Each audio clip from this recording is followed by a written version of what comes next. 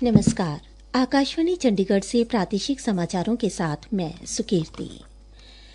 प्रधानमंत्री नरेंद्र मोदी ने कल राष्ट्रीय जनतांत्रिक गठबंधन के मुख्यमंत्रियों और उप मुख्यमंत्रियों के एक दिन का सम्मेलन में विकास की गति को बढ़ाने पर बल दिया। प्रधानमंत्री ने एक सोशल मीडिया पोस्ट में सम्मेलन में स्वच्छता, सफाई, स्वास्थ्य सेवा, युवा सशक्तिकरण, कृषि, प्रौद्योगिकी जैसे प्रमुख क्षेत्रों में मजबूत तालमेल बनाने पर चर्चा की जानकारी दी। श्री मोदी ने यह भी कहा कि उन्होंने विभिन्न मुद्दों पर व्यापक विचार विमर्श किया, जबकि विभिन्न राज्यों ने जल संरक्षण, शिकायत निवारण, प्रशासनिक ढांचे को मजबूत करने, शिक्षा, महिला सशक्तिकरण, खेल और अन्य सहित विविध क्षेत्रों में अपनी सर्वोत्तम प्रथाओं का प्रदर्शन किया।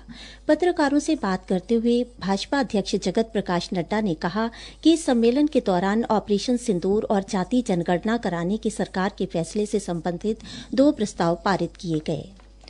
हरियाणा के मुख्यमंत्री नायब सिंह सैनी ने कहा कि प्रधानमंत्री नरेंद्र मोदी ने राष्ट्रव्यापी जातिगत जनगणना का ऐतिहासिक निर्णय लेकर दूरदर्शी नेतृत्व का परिचय दिया है। मुख्यमंत्री ने नई दिल्ली में प्रधानमंत्री श्री नरेंद्र मोदी की अध्यक्षता में राष्ट्रीय जनतांत्रिक गठबंधन के मुख्यमंत्रियों और उप मुख्यमंत्रियों की बैठक में यह बात कही।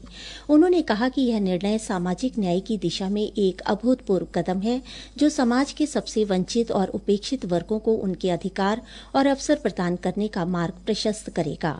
इस बैठक में ऑपरेशन सिंदूर में सशस्त्र बलों के पराक्रम और प्रधानमंत्री नरेंद्र मोदी के साहसी नेतृत्व की प्रशंसा करते हुए एक प्रस्ताव भी पारित किया गया।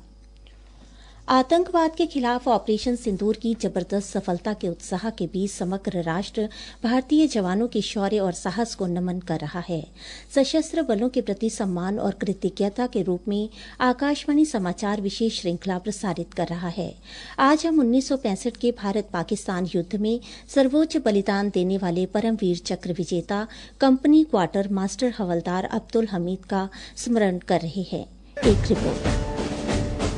1933 में उत्तर प्रदेश के गाजीपुर में जन्मे कंपनी क्वार्टर मास्टर हवलदार अब्दुल हमीद दिसंबर 1954 में 4 ग्रेनेडियर्स में भर्ती हुए थे। 1965 के भारत पाक युद्ध के दौरान 4 ग्रेनेडियर्स ने खेमकरन भिखीविंड मार्ग पर चिमा गांव के पास एक महत्वपूर्ण स्थान पर कब्जा किया। इस स्थान पर कब्जा करना समग्र रक्षा रणनीति के लिए महत्वपूर्ण था। 8 सितंबर की रात पाकिस्तानी सेना ने ग्रेनेडियर्स के ठिकानों पर कई हमले किए, लेकिन इन हमलों में दुश्मन को खदेड़ दिया गया। 10 सितंबर की सुबह भीषण गोलाबारी के साथ साथ पाकिस्तानी पैटर्न टैंकों की एक रेजिमेंट ने बड़ा हमला किया। इस हमले से बटालियन के क्षेत्र को भारी नुकसान पहुंचा।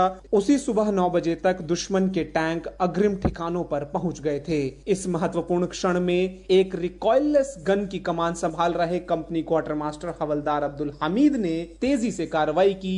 वह भारी गोलाबारी के बीच अपनी बंदूक को जीप पर चढ़ाकर एक तरफ गए और बड़ी ही सटीकता के साथ उन्होंने दुश्मन के मुख्य टैंक को नष्ट कर दिया और टैंक को नष्ट करने के लिए उन्होंने अपना स्थान बदला। मशीन गन और शेल फायर के निशाने पर होने के बावजूद उन्होंने दुश्मन से लगातार मुठभेड़ जारी रखी। इस गोलाबारी के बीच एक अन्य टैंक को नष्ट करने का प्रयास करते समय एक उच्च विस्फोटक शेल से वे घातक रूप से घायल हो गए। कंपनी क्वार्टर मास्टर हवलदार अब्दुल हमीद की निडरता और दृढ़ साहस ने उनके साथियों को प्रेरित किया और दुश्मन को आगे बढ़ने से रोकने में महत्वपूर्ण भूमिका निभाई। उनकी इस बहादुरी और बलिदान के लिए उन्हें मरणोपरांत परमवीर चक्र से सम्मानित किया गया। सकलैन अख्तर, आकाशवाणी समाचार, दिल्ली।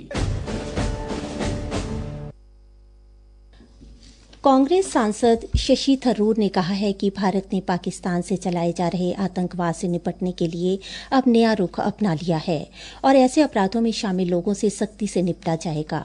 उन्होंने कहा कि पाकिस्तान में बैठे आतंकवादियों को अब यह सोचने नहीं दिया जाएगा कि वे सीमा पार जाकर निर्ममता से हमारे नागरिकों की हत्या करेंगे। हरियाणा के खेल मंत्री गौरव गौतम ने कल पलवल में 3 दिवसीय अंडर 17 राष्ट्रीय कुश्ती चैंपियनशिप का शुभारंभ किया। चैंपियनशिप में 25 राज्यों से 600 से ज्यादा पहलवान भाग ले रहे हैं। श्री गौरव गौतम ने बताया कि इस चैंपियनशिप के विजेता खिलाड़ी वियतनाम में होने वाली अंतर्राष्ट्रीय कुश्ती चैंपियनशिप में हिस्सा लेंगे।